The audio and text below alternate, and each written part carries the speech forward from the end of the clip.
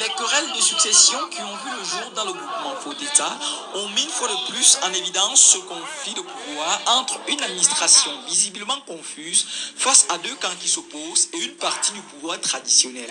On ne peut pas faillir à la tradition. Nous avions contacté la tradition. La tradition nous a donné la vraie lumière. Et maintenant, comme on a bafouillé, nous on reste tranquille. On sait que le groupement Faux d'État n'a plus de tradition.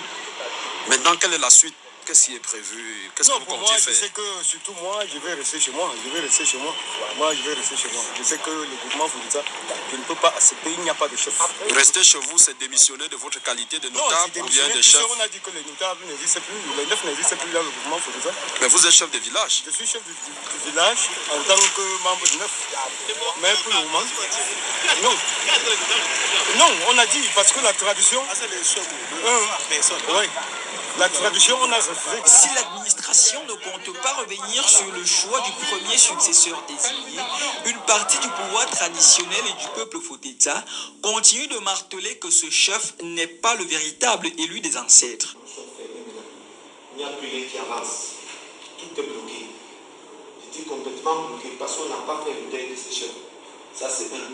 On ne fait pas le deuil. Pourquoi? Parce qu'on a fait un mauvais choix sur le successeur. Mais peu importe, que celui-là reste. Il a fait le mauvais choix. C'est le défunt. Il a fait le mauvais choix. Ah, c'est lui.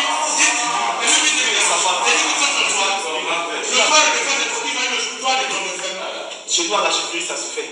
Quand tu es né à la chefferie, on connaît que tu es toi le futur chef.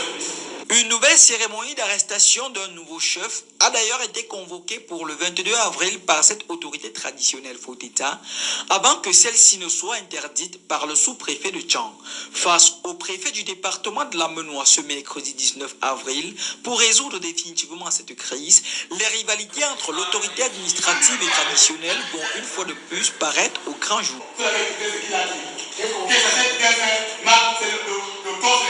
Pourquoi ne l'avez pas? Il faut l'être ici. Il faut l'être ici. Il faut l'être ici. Il faut écouter ça là. Il faut être ça. Vous le décachez. Je ne suis pas tenté de le cacher. Il a dit ça. Il faut suivre. Si le dernier mot revient à l'administration, le pouvoir traditionnel ne s'avoue pas vaincu, soutenu dans ce sens par une bonne partie de la population et l'élite du groupement Faux d'État. Monsieur le préfet, c'est pour moi personnellement, parce que je n'y étais pas.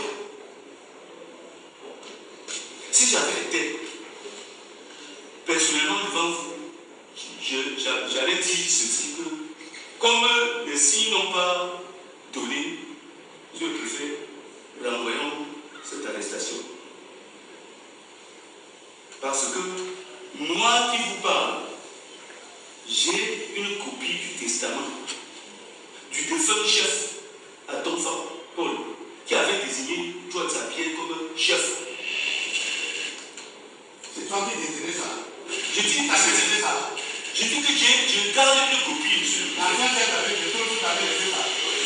chef avait donné une copie de son testament. Et il a partagé le reste aux autres chefs supérieurs. Et même à l'administration. Donc, quand on arrive sur le terrain, moi, depuis, avant même que d'arriver au terrain, ils avaient des enfants du roi. Ils se sont associés pour dire que leur papa avait dit ceci. Que je ne prends pas part de près et de loin. Mais comment tu vas continuer? Pourquoi maintenant ces mêmes enfants veulent utiliser pour les désordres?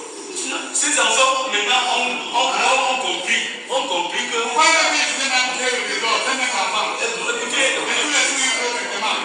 monsieur le journaliste. Ils ont compris après que c'était une manipulation. Que c'était une manipulation. Ils ont dit, ils avaient même écrit, vous avez une copie. Voilà. Donc, monsieur le préfet, ça c'était une manipulation. Le 22 avril reste donc une date indécise pour le peuple Faux d'État. L'histoire de ce groupement pourrait être réécrite